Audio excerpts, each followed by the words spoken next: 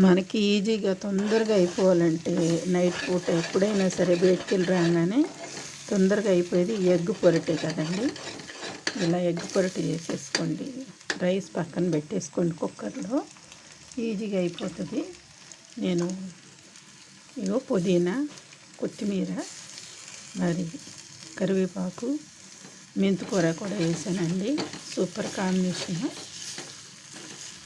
మెంతికూర వేసానండి, పుదీనా వేయలేదు, సారీ. ఇలా చేసి ఇలా చేసుకోండి, సింపుల్గా అయిపోతుంది. గుడ్లు ఉంటే తొందరగా అయిపోతుంది. పొరట్లో కొంచెం కారం దట్టంగా తగిలించండి. Thank you friends.